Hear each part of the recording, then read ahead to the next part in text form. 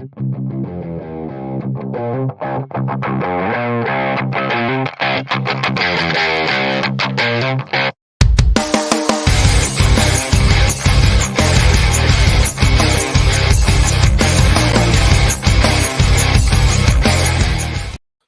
right, we are live. Hi guys, thank you very much for joining us in the live chat. Thank you very much for telling us we're late. On brand है यार, थोड़ा समझा करो. अभी late नहीं आएंगे तो लोग फिर confuse हो जाओगे ये कर क्या रहा है आदमी. So thanks anyway for joining us. I appreciate everybody in the live chat. I appreciate all of your comments. We have a great show for you today because we've been talking about the developing sort of Karnataka hijab story. We've talked about it with a bunch of people, and I thought it would be really good to talk to Rashmi, who's actually from the area, and get a little bit of perspective on her, get a little bit of perspective on the history of that area, why that area is always sort of contentious, in terms of like religious tensions, and get a little bit of a background on that area of sort of coastal Karnataka. So before we get cracking, I have, as always, Ahmed on the show, and Hello. great to have back Rashmi. Rashmi, welcome to the show. Thank you. Nice to be back. All right, awesome. So I'll tell you what, before we get into the case particular and delve into that, I want to talk to you a little bit about the Udupi area and the general coastal Karnataka area because you're from there. And we've seen over the last, some time that area has always had, it's always been a little bit contentious when it comes to sort of religious tensions. And could you tell us a little bit about the sort of recent history of coastal Karnataka and why that might be so? Okay, so I think one thing that everybody needs to know is that Udupi is the temple town of India. It's where Madhvacharya set up the great Krishna temple and the 8 Ashtamatas, and great Hindu philosophies have originated from that little town. And there's food for like every poor person there in the afternoon. You could literally go there and have the best meal of your life, free of cost, every day of your life, because that's how giving that place is. It's warm, it's beautiful, we've got beaches, we've got mountains. It's just a wonderful place, and people are actually super well educated, but they've always made a decision to come back home and then like set up institutions there. How big is Udupi? Is it like a tier 2, tier 3 or something like that? I think lesser than tier 3, like tier 4 types. It's very tiny. But despite that, people have come back from time to time. TMA Pai came back. He set up the great Manipal institutions, all of the great schools of medicine, engineering, hotel management. They set up everything. So it's like a tiny little international city. It's like a metropolitan city, but a very minute version of it without the pollution, the crowd, the everything. So it's a very beautiful place to be. So this is Udupi. Yeah, I've been there. I've been there, and it's like it has all the good things of a metropolitan city, but without the crowd. Like you can have a good time there, and exactly. Yeah, I don't miss the Bangalore traffic there. And it's super small, so it's super small. But I think the thing is that if you think, okay, hey, I'm a Hindu, you would expect the Hindu to be secular. That would be your first kind of expectation of a Hindu. But that's not coastal Karnataka for you, because we are very assertive Hindus. That doesn't make us aggressive or violent in any sort, but if anybody tries to broach our home turf, we don't take it lying down any day. And we are not the people who would give others the sort of benefit of doubt, even when we can clearly see the signs of ingression into our own community and our practices.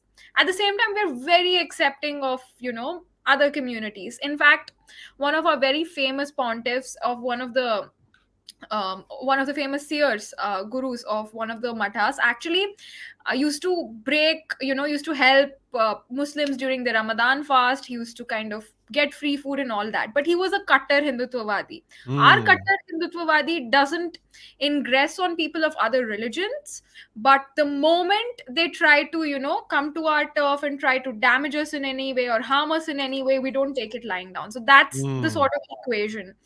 And all of us are that way. It's not one or two people or just our leaders that they are that way. That's why I think there has been great resistance every time anybody tried to sort of invade into our territory. They've never been successful because we pushed back very well.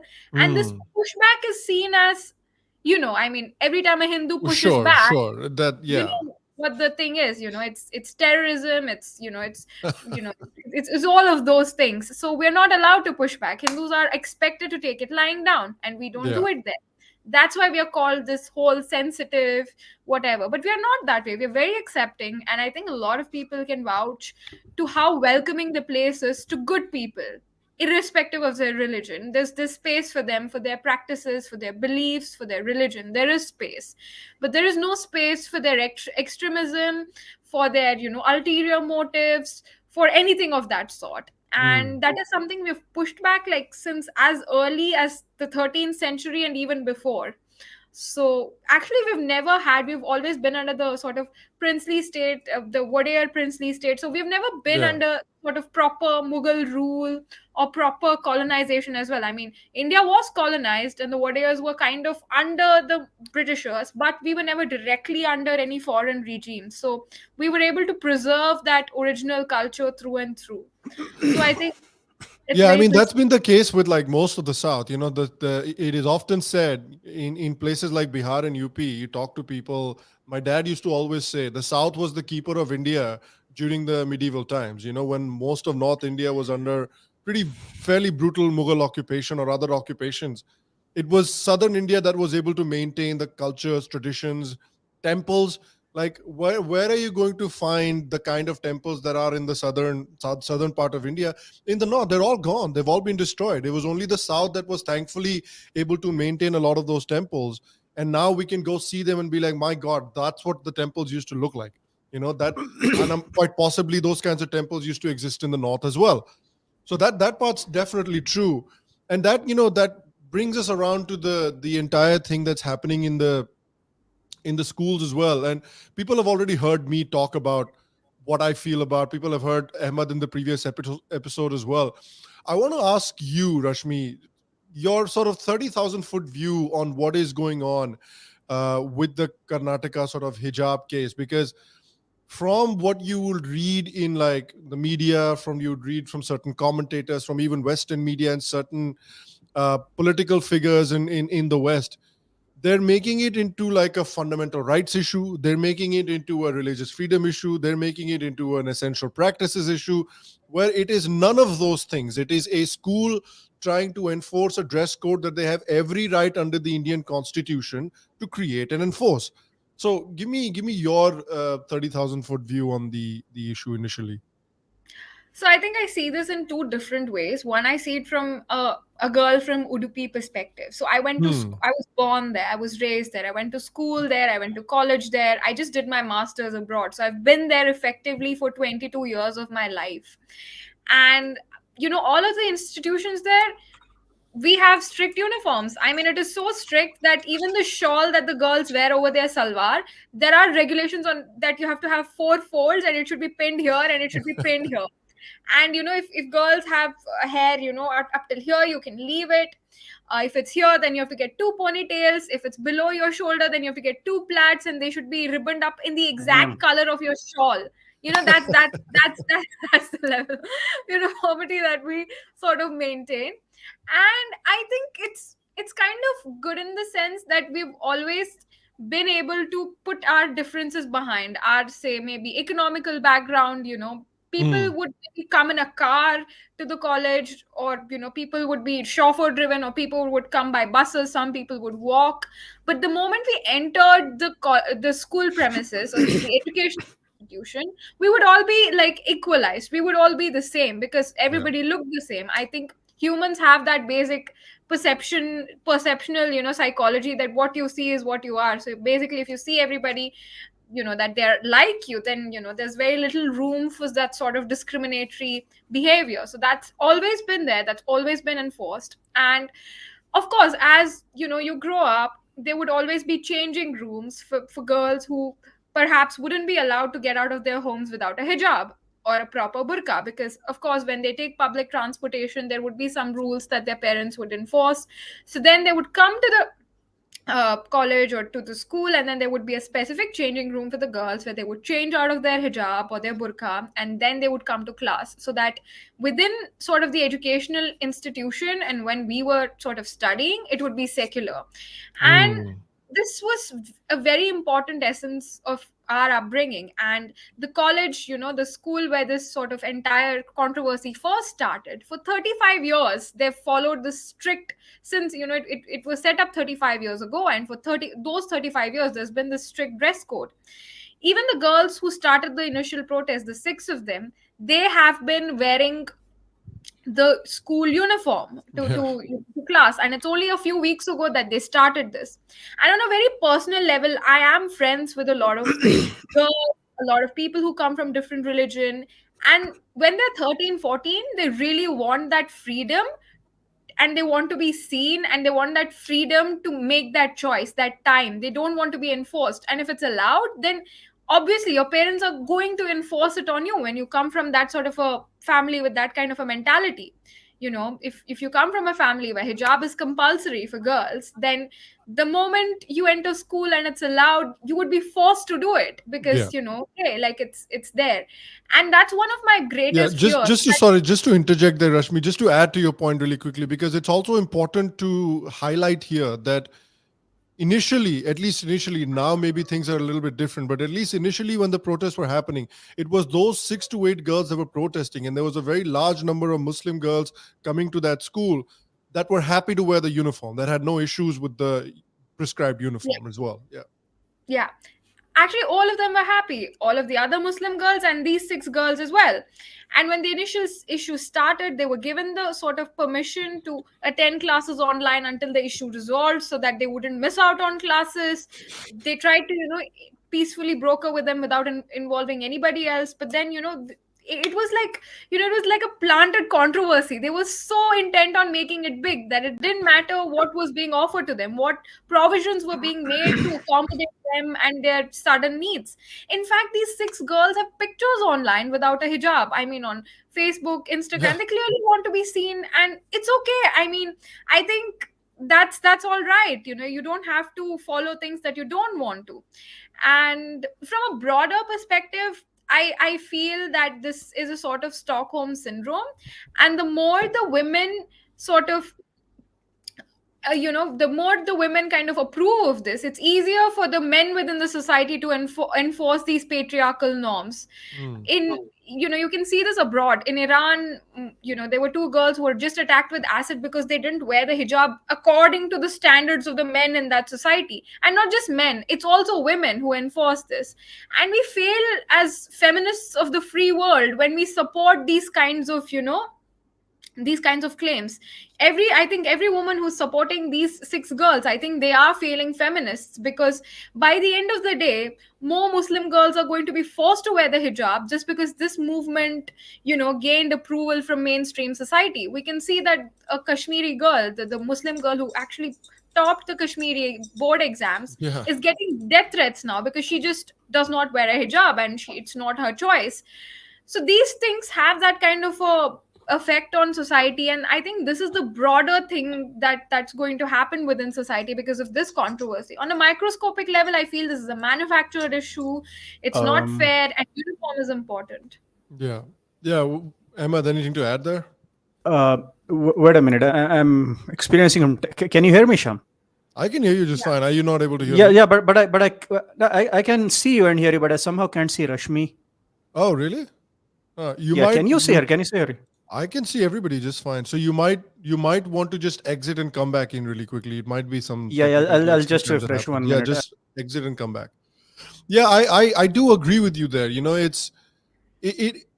It does seem like a manufactured issue. There's a couple of issues here that I want to focus on. The first thing obviously is how this has become such a massive issue overnight. Nowhere in India, all over the length and breadth of India, there are schools, and I want to bring Ahmed into this. Ahmed, can you hear us now? Yes, now I can Okay, hear okay. you, see you. So I Tell want me. to bring Ahmed into this really quickly as well, because Yeah, Ahmed, all across the length and breadth of India, there are private schools, that are not necessarily associated with any particular religion. There are religious schools as well, but there are private Okay. schools who often enforce their own dress codes. Like I remember in Delhi, there are schools where you're not allowed to wear tilak, or you're not allowed to wear anything like too religiously overt. You're not allowed to wear it. I think DPS still has the Delhi Public School in Delhi. I think they have that where you're not allowed any overt religious symbols and wear it to school. You have to follow the uniform, whatever that might be. So many schools in the length and breadth of the country have systems, have the right to settle their own uniforms and then enforce that uniform code. And even in this school, like we talked about last week, that they're talking about scarves. They're not talking about that heavy sort of al amira hijab that they're wearing. That is like, it's almost like a little complete covering over here. It's a really thick hijab that they wear. That is not in any way, shape, or form a hijab. So, do you see anything that controversial about this issue that it needs to become this international and global issue about like fundamental rights and stuff? Yeah, there are institutions, they have the right to enforce their dress code. I mean, students should also be aware of what they are signing up for. I mean, if you have joined the institution, if you have read the rule book, and now suddenly you remember your religion after joining, then I feel that's unfair. On the other hand, I would also like to defend the right of the women to wear whatever they want Of if they want course. to wear a hijab. But then again, you should be aware of what you signed up for, right? It would be unfair to blame the school, the institution for being unfair. And also, I was quite surprised to learn. I mean, I was yesterday years old when I learned this from our friend Khalid Beg's update. Acha. Apparently, I mean, all my life I've been thinking this, but apparently, hijab is not necessary in Islam, they say. Imagine Because, everybody's shocked. yeah, imagine my shock. I didn't know this. Right. I'm as Muslim as they come, but I didn't know this. I just found out yesterday for the first time. Yeah. So this Khalid guy, he has done his research, and so Rashmi, yeah, I did not grow up in. I'm from Karnataka like you, but I grew up in Saudi Arabia. Probably you don't know which is like the Muslimest of places. And what we've been seeing there, you've always seen women in black. You heard of men in black, but women in black here. So Yeah. burqa is the standard over there, and Iran, like you said, they have their own style of hijab, and Saudi Arabia is like all covered. It is so covered that what I heard, the rule is that women should not show their hair; only the face should be visible and the hands Right. should be visible. And this comes from, as far as I know, I could be wrong, but not from the Quran, not that document, which is considered by Muslims to be infallible. You should follow that to the letter, but from the Hadith apparently, and Hadith is open to a little interpretation, and it's also vulnerable to mischief. Like there could be fake Hadiths. Yeah. Like I remember there is this very famous book of Hadiths called Hadith. For those of you who don't know, is like a collection of the Prophet's sayings and his personal habits and whatever. Muslims are not obligated to follow that to the letter.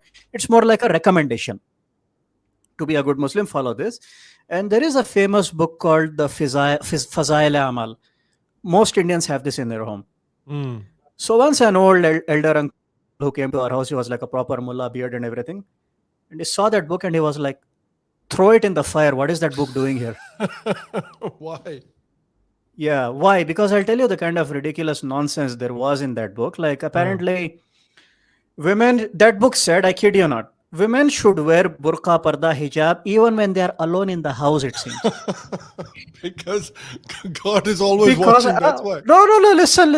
Apparently, it's because the reasoning was that angels will see them. Oh, of course. Farishta dekhenge. Yeah, farishte dekhenge. Yeah. That is just ridiculous. I don't know. These creep in this superstitious beliefs somehow into mainstream Islam. Yeah. And so, yeah, there's that. And apparently, some pretty prominent people have said this. I have Khalid's Facebook page open. Yeah. Hijab is not essential in Islam like turban is in Sikhism. This is said by Kerala Governor Arif Muhammad Khan. Yeah. Another quote by hijab is not a compulsory principle for the Muslim faith. Pakistani Islamic scholar Javed Ghamadi and King Salman, he's not the king, I mean de facto king of Saudi Arabia, Salman. Right. has said that women aren't required to wear the hijab and abaya as per Sharia law.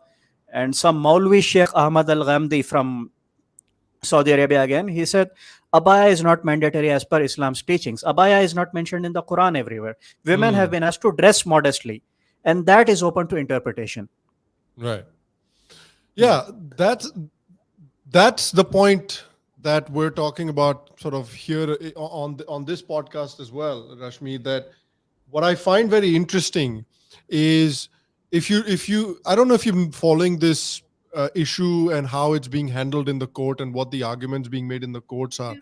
But very clearly, the main argument that is being made in the courts is twofold. The first is women have the fundamental right to wear any religious garment they choose, and the second one and that the school is basically curbing their right to freedom of religion. The second one that they're saying is that hijab is a compulsory religious practice in Islam, and so these girls have to wear the hijab. They don't have the option to not wear the hijab. This is literally what the gentleman that is fighting on behalf of the girls in the Karnataka High Court. This is what he's Yes. saying. I need people to understand this, and I want your opinion on this as well, Rashmi. I need people to understand this, that I don't know if this will happen, but if the Karnataka High Court decides that, okay, we agree with the assertion that the hijab is a compulsory religious garment in Islam, that means every bloody Indian Muslim organization under the sun now has the absolute fundamental right to And for ask all women to dress in hijab. कि hijab पहनो, court ने बोला है. It's legally, it's legally binding upon you now to wear the hijab. See, that's why I have a problem, because it's not about choice when it's being asked, of you. Women are asked, are expected to dress modestly. Then it's not a choice. It's no longer a choice. You're doing it because you're being asked to do so. And when it's been, it's proved in history that, it starts off Mhm. like this with a few women with Stockholm syndrome trying to masquerade it as a choice, and then it turns into this vicious cycle where other women are attacked with acid, they're flogged, they're killed, they're imprisoned. There are at least 5 women around the world right now facing life sentences for just protesting the hijab, and they were imprisoned when they were as young as 18. Can you imagine, Yeah. with their whole lives in front of them, beautiful women imprisoned just because they don't want to cover their head. And this particular piece of clothing, it's not about the freedom to wear whatever you want to, because it has historically oppressed women and it has enabled oppression and extremism. So the moment a few women come forward and masquerade the whole thing with choice, it just enables oppression of other women who are just silent through and through. So it just causes that, and that is what is very concerning. I'm all for women, can choose to wear whatever they want to, but this is not the case of choice. This is not, because the moment this becomes normalized, then others are going to be forced, and it has happened time and again, and it is currently happening in other countries I mean, you where, were talking about the girl in Kashmir, right? The girl in Kashmir, yeah, the kind of comments that she's receiving. yeah, it's happening in real time as this whole thing unfolds. So it's not a matter of choice. So hijab, I feel, is not a piece of garment that people can choose to or not choose to wear. I mean, I think this shouldn't be a matter to be discussed in the, it's not for a court to kind of rule on and to say that, it's allowed, because it's just going to be enforced on the others, and it has happened before, and that's something I'm extremely concerned about. Other than that, I Hmm. think institutions have a dress code. Like, if you're a nurse, then you wear like whatever a nurse wears. If you're a doctor, then you wear scrubs.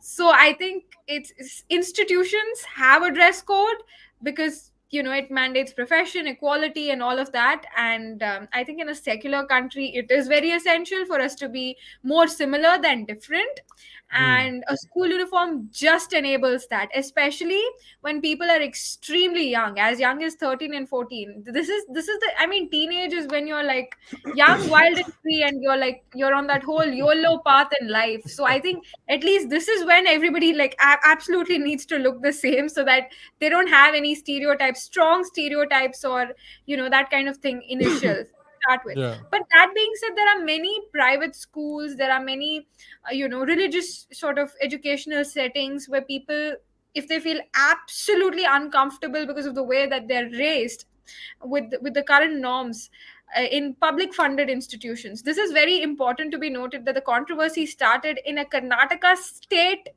school. So it is a Hmm. state funded school. So that is also very important to be noted, that state funded schools enforce it more than others. So I mean, they're always free to do, to go there, or to even now post COVID actually attend classes online. Yeah. So if you want to look different, that means that you want to sort of say and assert that you're separate, that you're different, and you are enforcing the apartheid kind of in a way, because you're clearly saying that you're different, you're clearly saying you want different privileges in a Yeah. place where you're all expected to be the same. So I mean, I feel very strongly about this because I've been in that pool of kid. I know what they go through, and I can actually see this kind of crumbling in front of my face if this kind of gets enforced. And because this is so close home, I just have absolute strong feelings about what is and what is not, and the freedom. So I just feel that I'm kind of personally caught up with this whole thing. I was just Yeah. this, say, Yeah, 5 years, 3 4 years ago, I was just this kid in school, and I would have been one of the kids in either camps had this happened earlier. So it's and just too weird. you know how bad life sucks for a kid in Karnataka who joined college 2 years ago. Like she must have been Really so looking sucks. forward to college life, for that YOLO life, like you said. Yeah. And first wave came, then second wave came, and now finally we got done with third wave again. There was 1 month of shutdowns, lockdowns again. Now colleges had just reopened, again shut again because of this whole hijab, bro. Yeah, and they shut down schools in the whole state, right? Yeah, Yeah. till I think this for like a month, few and days. Yeah. it was supposed to be 3 days initially. Yeah. And now I hear it has been extended till like 16th till the month Oh end. I my don't know what's God. happening. Yeah. And Rashmi, I'd just like to add something to what you said about hijab, because of me coming from the hijab wearing culture. I'd like to just talk about some of the mentality behind this whole hijab thing. First of all, whoever says hijab is my choice, please go to Saudi Arabia. The religious police over there, Mutawa, look him in the Yeah, eye and tell them, Mutawa. take off the hijab. And said, hijab is my choice. Kya hota hai dekho? Okay. Yeah. Explain this hijab is a choice nonsense to them. Yeah. Or They in don't see it as Iran. a choice. Yeah. Hmm. So there is that, and let us talk about the origins of hijab itself, or to put a more broader perspective, it the origin of women dressing modestly. I think this harks back to the time when women were objectified, and when I say objectified, I don't mean today's millennial snowflake generation. Yes, somebody called me some name on Facebook. No, not that. When women were literally treated like objects, like when an invading army would capture or kill all the men, the Yeah. women would be like taken like trophies, like literal objects of value. That is literal objectification. That's where we also get the term trophy wife. Mm. So hijab, this and it's not exclusive to Muslims in the Middle East. Hijab like clothing has been seen all over the world. Like there is this place in Spain, I saw a documentary forever ago where women are dressed in black, and it's actually more obscuring than the burqa itself. They actually have a structure, not just a cloth, like a thick structure, a cardboard like thing, which like puts like a hood on their head. Mm. I'm like, ये तो बुरखा पे नहीं यार Europe में. So some women to this day they still wear that. Even in Western culture, you see women from the past century, they wore bonnets and stuff. So this was seen more like a way to sort of obscure the beauty, the attraction of the women, to make them less attractive to invaders.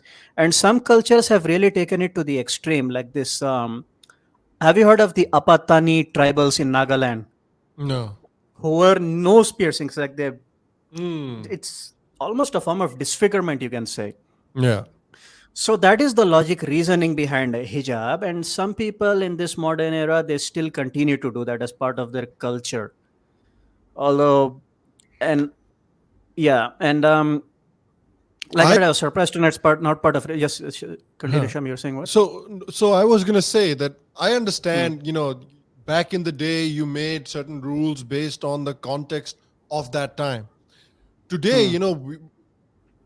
India is in a place where ever since the independence of the country in 47, there have been times where as practices or ideas that were considered essential in a particular culture or in a particular religion have constantly been challenged, for the betterment of the society, to bring in more equality in society and to progress the society. I mean, Nehruji brought in the Hindu Code Bill, despite vigorous opposition from parts of the Hindu community who were completely opposed to it. He still brought it in because he believed personally that Hmm. this code bill is going to be better for the people in the long term, better for society in the long term. Same thing happened with dowry, which back then, I'm sure you could argue that parts of Hindu society were very adamant that this is an essential practice for us. Humko rakhne do dowry, don't get rid of our, don't make it illegal. But the politicians decided that, look, this is a practice that invariably, maybe not every woman, but it is going to hurt a decent chunk of women. And so if we want to support those women, protect those women, it's very important to make this practice illegal. So that was done. Same thing with caste-based discrimination. Many people would have thought, ki acha, back in the day, oh, no, no, no, that distinction needs to remain, but it also got removed for the betterment of the entire society as a whole. So, the Uh, the the argument that's been made in the courts right now, Rashmi, and I'll let you come into this as well, Ahmed. The argument that is being made in the courts right now is that so and so hijab is an essential part of the religion. That means it cannot be questioned. I find that argument to be complete bullshit as well. Just because something is an essential part of a religion or a culture, it cannot be questioned in a democratic country like India. That idea is completely full of shit. So I think it doesn't matter if the hijab, even if it is, tomorrow if the court says, fine, we agree that it is an essential practice, so what? If you can question the essential practices of the Hindu culture and religious practices within the Hindus, why can't we do it with other cultures and other essential practices, right? I totally agree with it, and I think the lawyer Devdutt Kamath, he really really needs to look into what arguments That he's guy, making. man, yeah. The part of Quran that he quoted in court actually suggested violence against non-believers, and that is something that you cannot absolutely do in a secular country and get away with it. It just goes to show how tolerant we are as the majority of this kind of bullshit being thrown at us day in and day out. But that being said, I absolutely do believe that no practice in fact has to be continued without a logical explanation to it. That is the foundation of a secular society is logic. You do things if it's logical, if it's beneficial, if it's scientific. What is beneficial about covering your head up with a thick material, or covering yourself up in a place as warm as Udupi? I mean, you would get baked inside if you did that from the heat. You would actually get baked inside. Yeah. And I see no point. How is it scientifically beneficial to the health, or how does it make any sense? Are we being invaded? I mean, I don't see Udupi being invaded. I have something to add to that. Continue. I'll answer that soon. Like with Mhm. the reasoning behind. Like, Okay, and there's no invasion going on, and I mean, it's just absolutely ridiculous that we are not being allowed to question this, especially since it's caused so much suffering in other Yeah. countries. I mean, we can actually come up with a list of sufferings that women have been through for just protesting the hijab. It's like the suffrage for vote. I just feel like free from hijab is literally like the suffrage. Remember, Rashmi, even when the suffrage movement was happening, there were a pretty decent chunk of women that were opposed to the suffrage movement. They felt that they didn't that they did not deserve the right to vote. Yeah. Can you imagine Stockholm syndrome? So that's what this, I see this as a larger part of that, the same thing. And every time these women, these brave Muslim women, have tried to speak out, they've been bogged down by by labels of Islamophobia. They've been shut down. I mean, I think the Nobel laureate who actually escaped ISIS capture, and who was she's being shut down. She's not being Yeah. allowed to speak. speak in Canada because they think her experiences would cause Islamophobia. I mean, it is reality. I think truth cannot be phobic. Truth is the truth, and everybody deserves to listen to her story. Yeah. And it's not Islamophobia. I think everybody needs to be alerted to extremism in society, and it can come from any corner of society, and we all need to listen to these stories so that we know for a fact that that these things happen, and that the youth is they know it. I mean, girls from Kerala, they used to go out all the way to join the ISIS and become brides of the fighters. Had Yeah. they listened to these stories from before of how extremist societies treat the women, they would have never done that. There was this famous case of Shamima Begum that was going on in the UK about the Mm. time that I was working at the Mm. parliament there. And she claims, I didn't know, I want to come back, I'm so sorry, this and that. And I mean, these are young girls, these are the same girls, 13, 14. And if they go through this entire phase of Stockholm syndrome, then they're going to end up like Shamima Begum in a camp in Syria with she's lost the children that she's carried. She was absolutely malnourished and dying for a long while until she was rescued.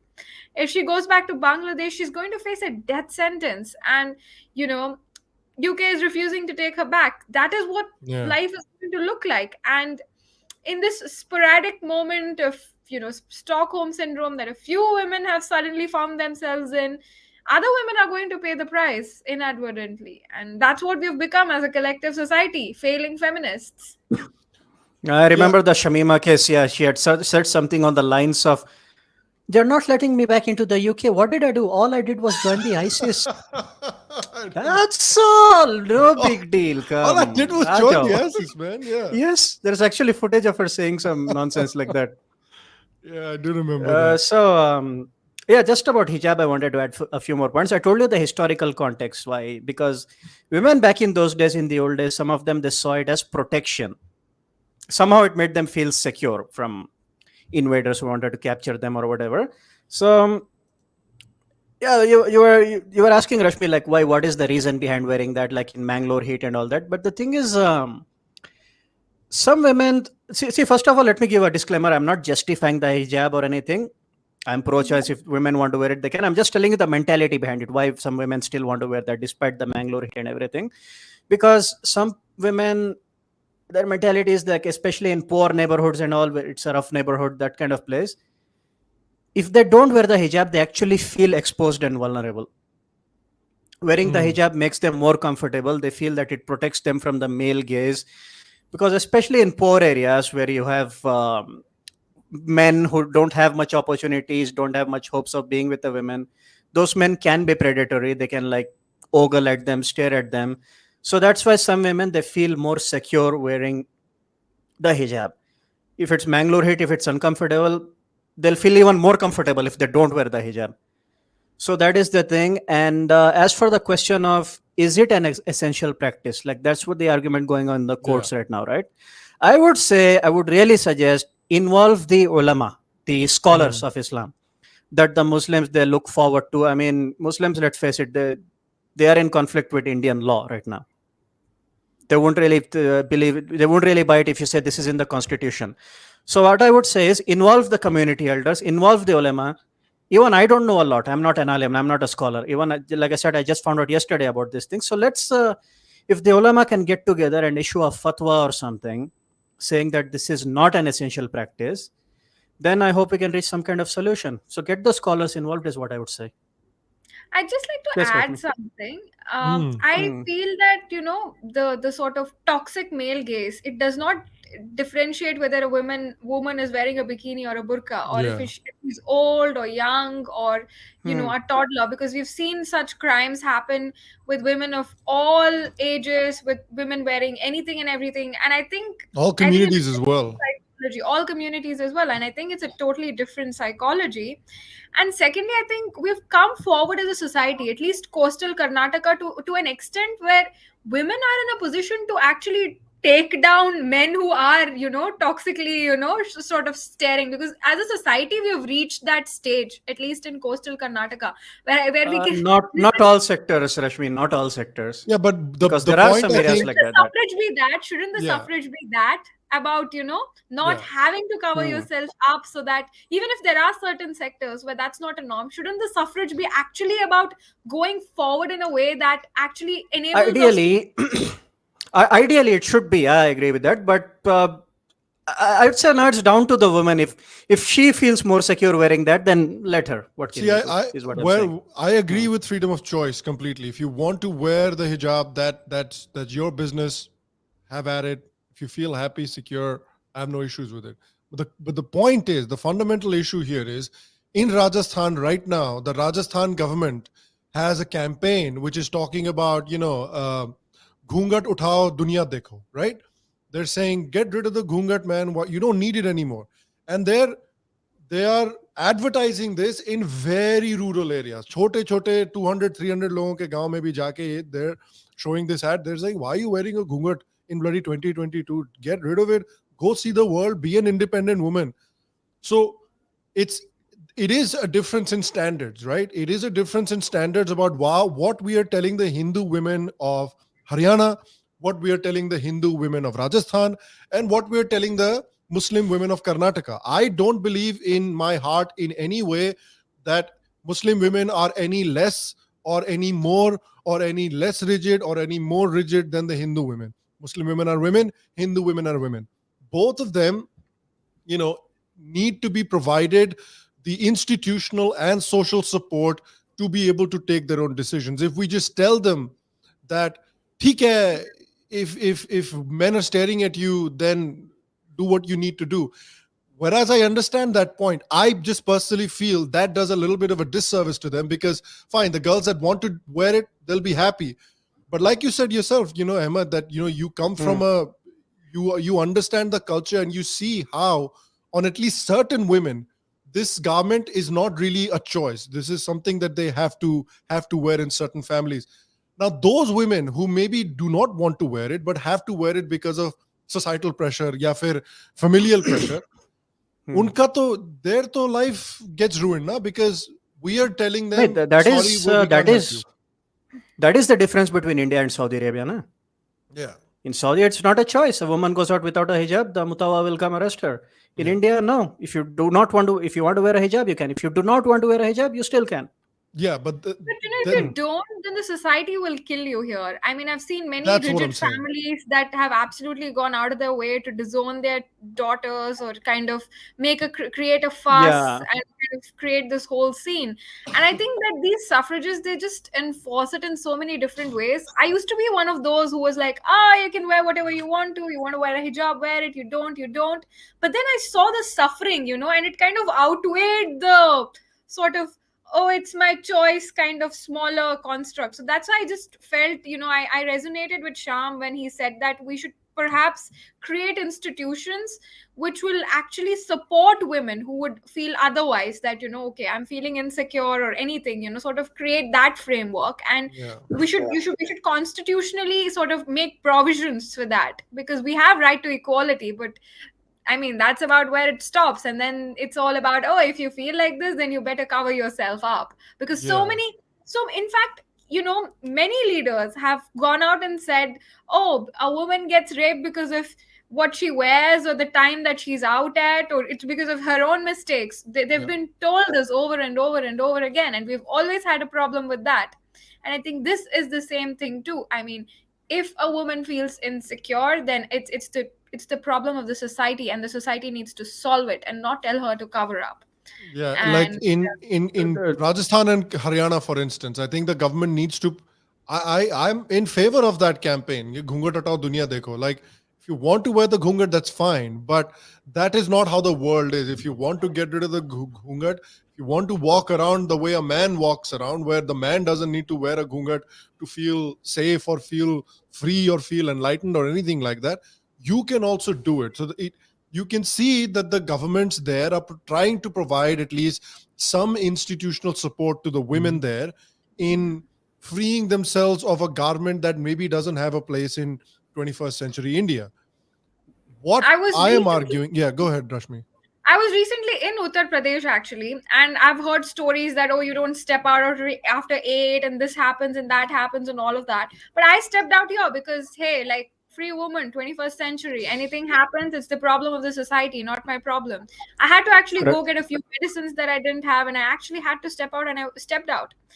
And there was actually police going through and through, making these sirens, actually alerting the society that they are there and they cannot misbehave with a woman. And Yeah, I think that is what we need to do as a society, put in those alarms in places so that even if someone's got that intention, they know that they're going to pay a massive price for it, and they're not going to be allowed to do that to a woman. And I think that is the approach that people need to do. And if I can see it in Uttar Pradesh, then definitely in Karnataka, like, definitely so. Like, helplines, set up whatever you want yeah, to, but that's the way to go. And you kind of empower the women to actually make their own choices, not delimit their aspirations or what they can and cannot do. If a guy can get out at night and get medicines or whatever on his own, so can a woman. And I felt that for the very first time in a state like Uttar Pradesh. And I think Karnataka is so much, we've always been able to do that. So when it comes to these minor things, yeah. I think Oh, I sorry, you went just off. froze up a little bit there, Rashmi. Yeah, I think yeah, it there should was. be. Can you I just think please it'll. repeat what you said the last 10, 20 seconds? Like for the Yeah, first time you saw that in Uttar Pradesh and continue from that. yeah, for the very first time I saw in Uttar Pradesh that I could exactly do what a guy could do at night, perhaps, and go out, do whatever I want to, not just because it's past 8 p.m. and the society is heinous, I can't go out. Yeah, Maybe the society has not changed as much, but the regulations have, the government has enforced so much that there is fear of not following the rules and disrespecting women. yeah. So that is there. And coastal Karnataka has been like, we've been very advanced in that sense with respect to, we are a matriarchal society because we have Aliya Santan, where you get married and you bring the son-in-law home, you don't Oh give the wow, daughter. that's the That case has, in coastal Karnataka as well. yeah. So Oh it's a wow, I didn't know that. matriarchal Okay. society. We have a matriarchal society, and that's where we are at in the That's 21st. We've fantastic. been there since very long. So I think for a community like that, then we need to go hard on kind of policing elements that might make women feel more unsafe, rather than Definitely. tell them to cover up. I mean, it's a matriarchal society, for God's sake. One thing I really quickly want to highlight as well is because I know we're talking about the hijab issue, but I think it's the fifth. Is it the 14th in India still, or is it the 15th there now? It's the 15th. It's But the 15th. yeah, so on the 14th, actually, yesterday, the Supreme Court is actually hearing. So I'm talking obviously about the Lavanya case in Tamil Nadu. I wanted to highlight it just for 5-10 minutes because another really heinous case of something that's happened to a young girl in a school in Tamil Nadu. So initially, what happened was the girl unfortunately passed away. She said that she was being forced to convert. For people that might not know, and for not converting, she was being punished by the school authorities there. And her parents obviously lodged a complaint. The police initially came out and said, okay, there's no religious angle, don't worry about it, it's all over. That's what the government also said. The Madras High Court was then approached by the parents and by I think some members of the BJP, and the Madras High Court then said, we're not happy with the investigation that the Tamil Nadu police has conducted into this situation. We're going to ask the CBI to come and conduct an investigation into the Lavanya case. The Tamil Nadu government then approached the Supreme Court to quash the Madras High Court order of getting the CBI involved. They said, don't get the CBI involved, let the Tamil Nadu police handle it, they're doing a great job.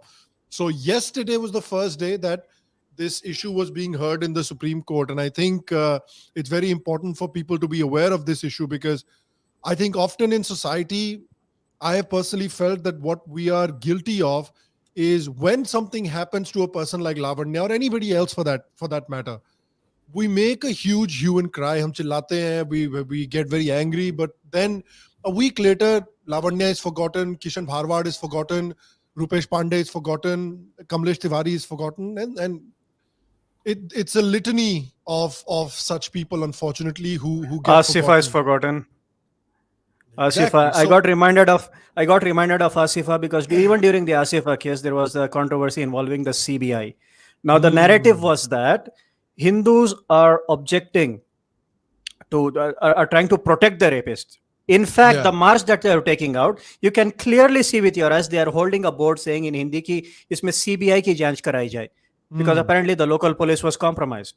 So this is how they built Right. the narrative. Yeah. So it's very important to remember these victims and to follow up with what is happening with these victims as well. Because if the Hmm. people will start ignoring it, if the people will move on, then you can bet your bottom dollar then 90% of the time the police will move on and the political parties will move on. So I think it's very very important for people to keep following up on the Lavanya case. I think Tamil Nadu mein the BJP leader Annamalai, he's doing a good job of sort of at least trying to stay on the case. So it's very important that people also keep building pressure on this situation. I don't know if you followed that case at all, Rashmi, or what I have did. what have I been your did opinions on actually. that? Yeah, I because did I know initially. your profile photo is still Lavanya related. Yeah. Justice for Lavanya. I was, I think, initially there, and it was during the time when fact checkers were all over the place and trying to take me down and report my account and all of that. So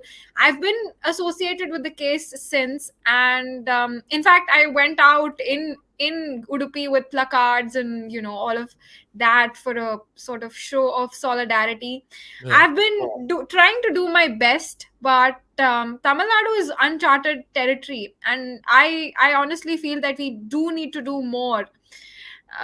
Missionaries, millions of students still study in missionary schools, in convent schools, and this could be happening to so many of them that we don't know of.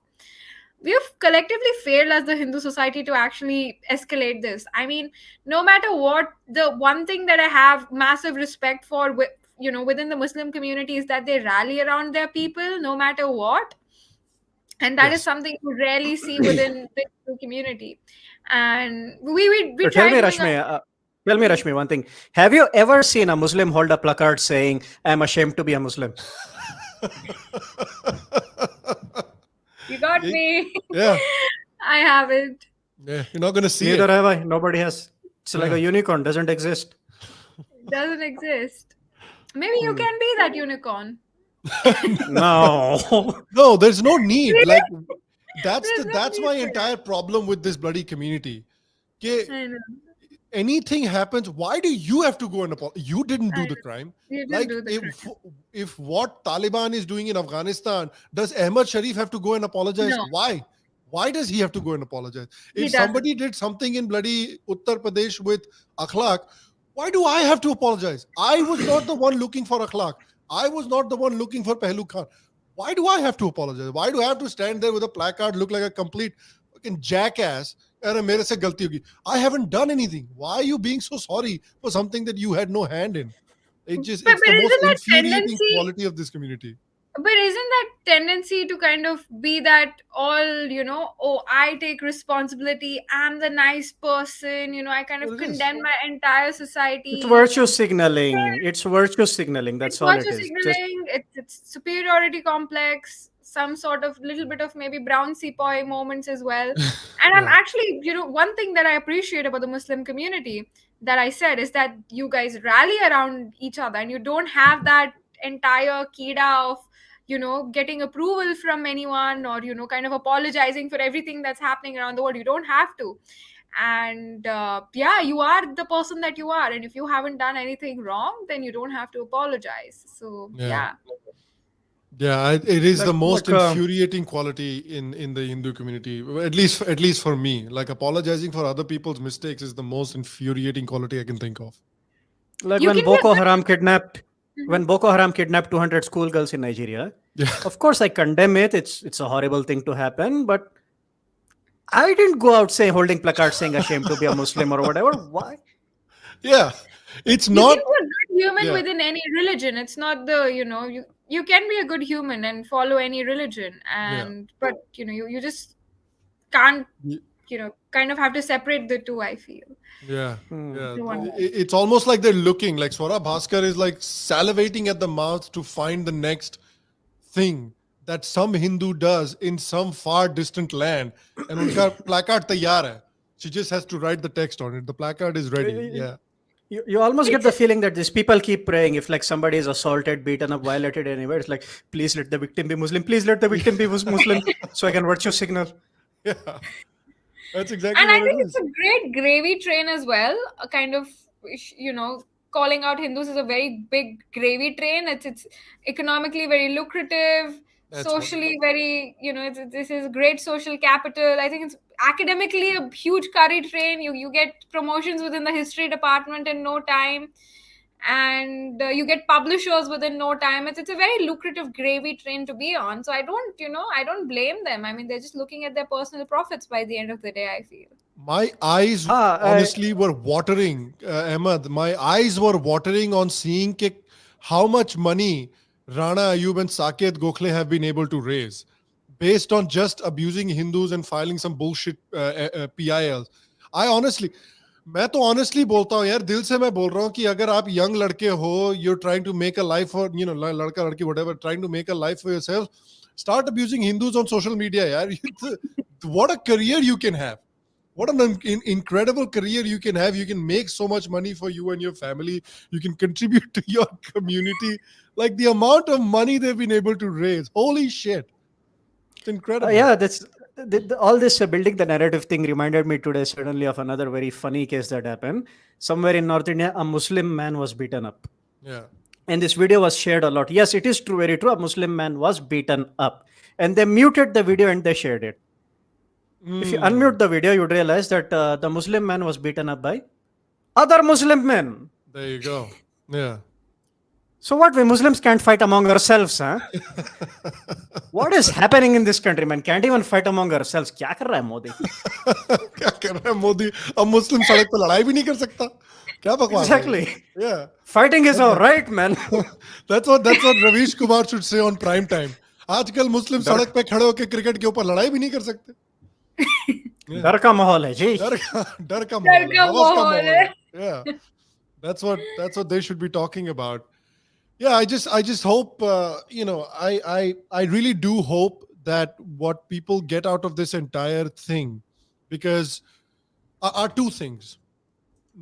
Thing number one is standards that should be applied to people in one community should also be applied to people in other communities. If we are indeed speaking about creating a country where people are treated equally. Treated equally does not mean that everybody has to follow the same practice. Like, for example, like you said, Rashmi, that we have to go by logic. The one slight disagreement I have there is that if you follow a practice or a religion or whatever you want to do, it doesn't have to be based necessarily in logic, but it has to follow the harm principle. That is my practice, whatever I'm following, is it causing harm? Like, is my wearing a hijab or is my openly supporting hijabs and saying that it's a fundamental right, is it causing harm to women that might not necessarily want to wear the hijab but have certain societal and familial pressures on them? Secondly, but on the other hand, if you're a Muslim and if you want to pray 5 times a day, as long as you're able to do that in a way that it is not disturbing, you're not doing it in the middle of the road, आप अपने घर पे कर रहे हो, आप अपने मदरसे में कर रहे हो, या you're doing it in your mosque, I have no issues with it at all. You can pray as many times as you need. As long as you're not harming people with it, as long as you're not inconveniencing people with it, have at it, man. I have no issues. None at all. If you want to do a Muharram procession, take, जो local government है वहां की उनसे permission लेके आप सड़क block करवा के करिए. I have no issues with it whatsoever. The only thing I ask is, it's very important that the practices and the standards that are applied to certain communities are applied to all communities equally. That is all I ask for. The second thing that I want to ask your opinion on as well is, I personally feel, we were talking about this on the podcast on Thursday as well with Kushal and Abhijit. I personally feel that a situation like this where you can see blatant hypocrisies in how one community is treated as opposed to other communities treated, and how one community's personal laws are given a large amount of leeway as opposed to like Hindu community.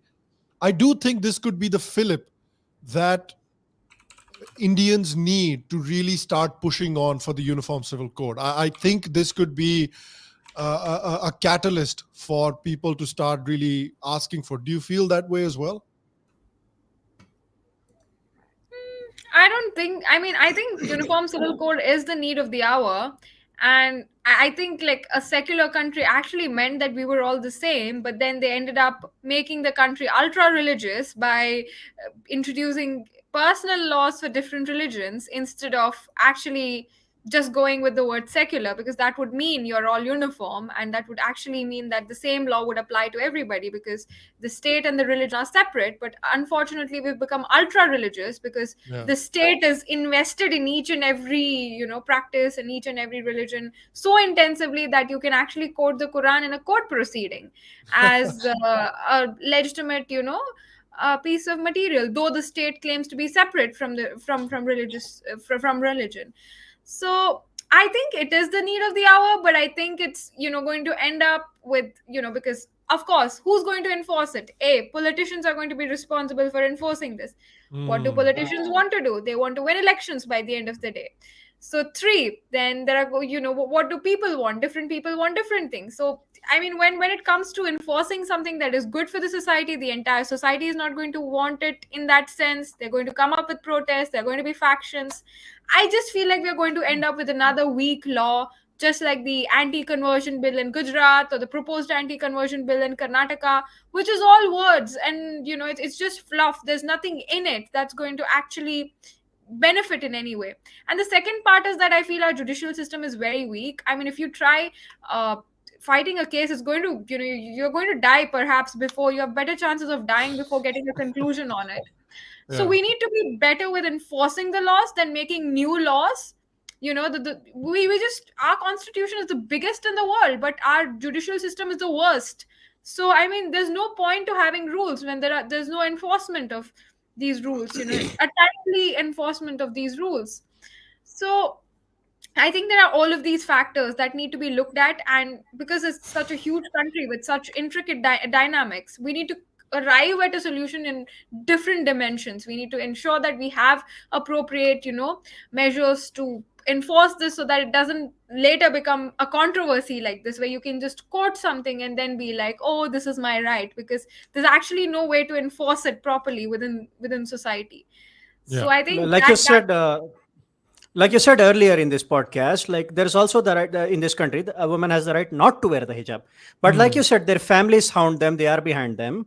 And now, if this uniform civil code comes in, there could be like a dozen more points of contention like this. Hmm. Enforcement can be a real challenge, and with a weak judiciary like ours, I really see it. I think it's a really uphill battle. I don't know how that's going to happen now. I don't think it's going to be that difficult, honestly, to pass if there's political will, because I genuinely believed in my hearts of hearts, and my dad. I remember when Article 370 was removed, my dad came and he messaged me. He said, I had no belief whatsoever that Article 370 is going to be removed till the day till the day I die. So it is going to be a complex legal process, but I think what it needs at the end of the day is political will. The government has shown that they do have political will when they want to have political will. Is मामले में will they show that kind of spine? I honestly don't know, but yeah, it's Yeah, they show spine sometime, like they go in the yeah right when direction, they like with need farm when laws they and needed everything. to. Yeah, But I feel there we can all agree BJP really botches up the implementation. yeah, They had to withdraw the farm bills. yeah, agreed.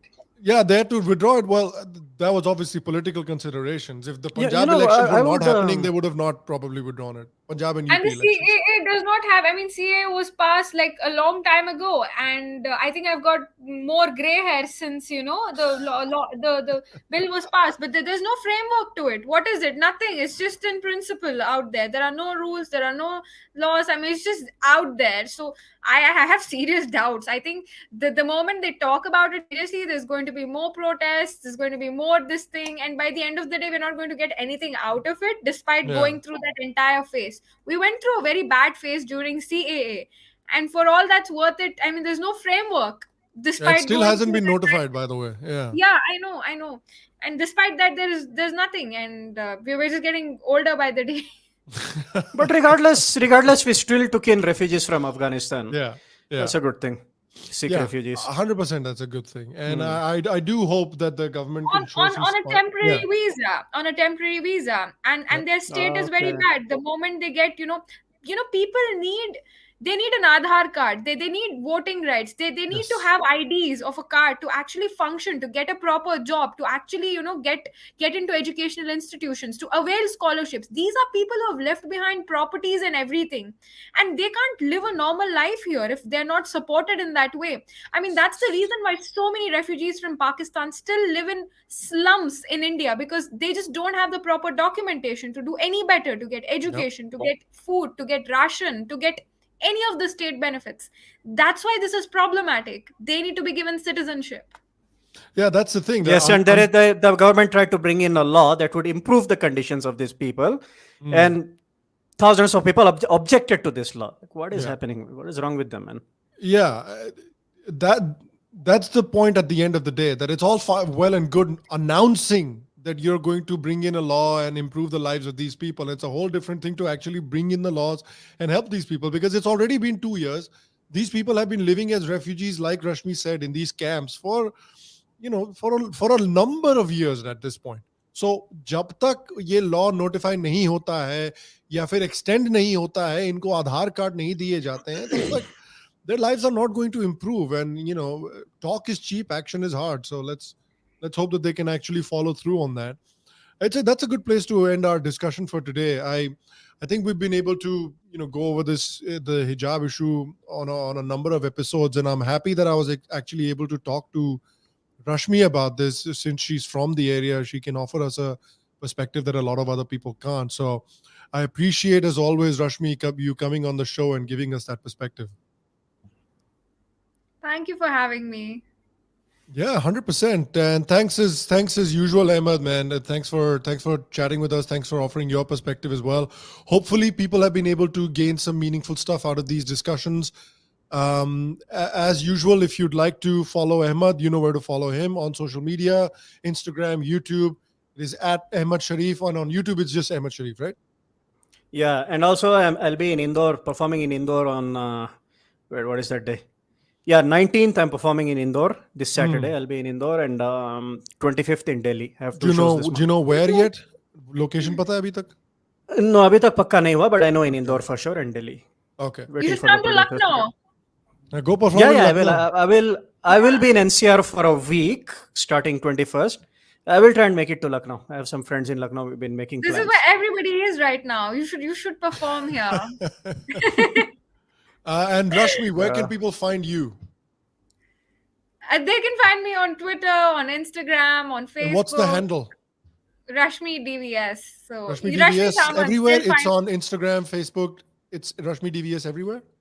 No, it's Rashmi. It's still Rashmi in Oxford on Instagram. It's so embarrassing because I got verified when it was Rashmi in Oxford, and I can't change it for Now you have God's to sake. keep it. Now you have to keep it that. For life. Yeah, you're like that. When there's those like musicians who make that one hit song and then they have to like just stick to that one hit song forever. Yeah, you're like that on That's the case. Instagram. But they can just look up Rashmi Samant. I'm probably shadow banned on Instagram, so I think Oh, good luck fantastic. finding me. Even if I'm verified, you'll never find me. But maybe Twitter, you'll have some luck. So that's my name, and you'll perhaps find me. So All right, so please go follow Rashmi if you're not already. I enjoy following her on social media, so go ahead and do that. As far as this episode goes, if you like today's episode, please make sure to like, share, subscribe. If you want to listen to this episode as a podcast, please go and subscribe on the podcast links on Apple, Spotify, Google Podcasts, all of those fun areas. So you can listen to this episode as a podcast later on as well. Like, share, subscribe, abuse us in the comment section. Everything helps the algorithm.